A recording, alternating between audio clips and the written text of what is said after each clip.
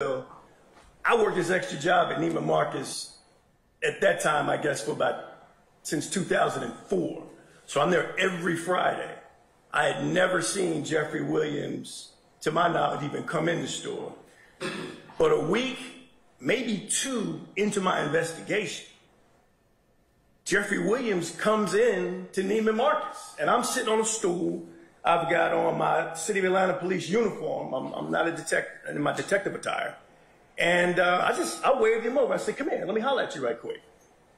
I told him directly right then and there, this joker named Bean, he's put you in this car that went off that cliff over there on Old Hateville, right into 126 Cleveland.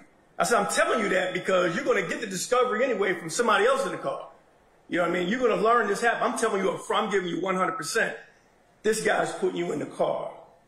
But what I did tell him was, the same guy, Bean, was identifying which gun he had during this commission of this robbery that turned into a police shooting.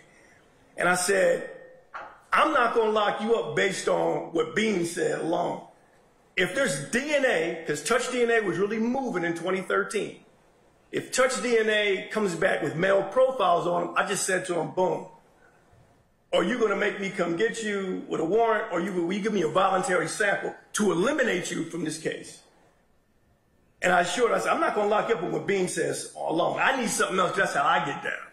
So Mr. Williams was like, I don't even know what you're talking about. He was adamant. He seemed very nervous because, you know, I'm a uniform officer just coming up with this stuff in him, right, in some store he's coming to on his free time. A few weeks go by, maybe 3, because I got the DNA fast-tracked through the GBI. I learned from the analysts there were too many male contributors to the gun that Bean identified Jeffrey Williams being in possession of. They wouldn't be able to put a usable sample up into CODIS. So a few weeks later, Mr. Williams comes back in the store again. I don't know what day, but it was weeks after the first encounter. I said, yo, come here. Let me holler at you. I said, guess what?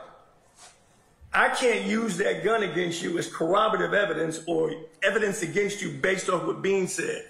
So I tell you what, I'm done with it. I did some research on you independently because I didn't know you were about to blow up.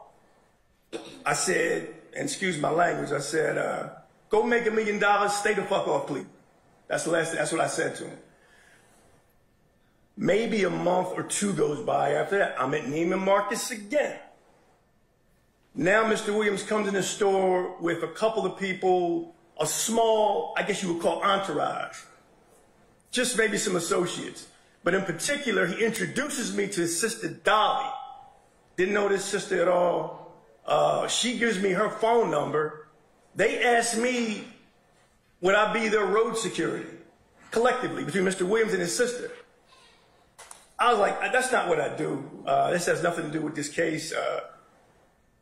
I did take her number because Dolly gave me her number. I put it in my city issue phone, Dolly, Young Thug's sister, or something to that degree.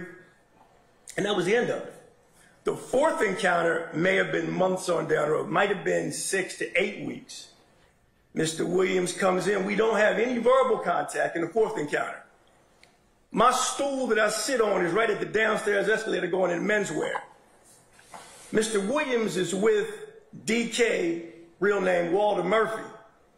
And from about 25 feet away from me, he's pointing to Walter Murphy's like right pocket to his pants. And there's a long stack of money in Walter Murphy's pockets as they go on down the escalator. He points at it and he doesn't say anything to me. He just makes reference to it, make sure I see it. I don't know what that meant, you know, but that was that. So those were the encounters. Okay. All right. Either counsel have any questions based upon the court's inquiry? I don't have any additional questions, Your Honor. All right. Mr. Steele, you have any questions based on the court's inquiry? No, sir. Okay. Detective, thank you, sir. If you could step back out. Okay. Yeah, sure.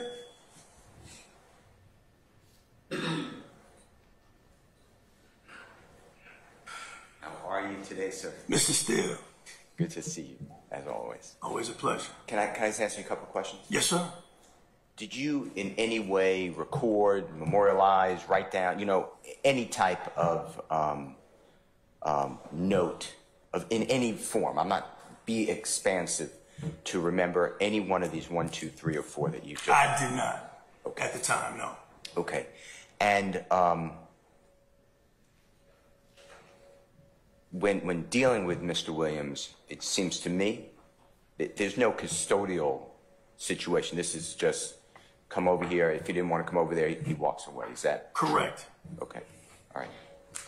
I just want to make sure. Okay. All right. Detective, I get you to step outside. We'll Yes, be sir. with you shortly, okay? Yes, sir. Thank you, sir.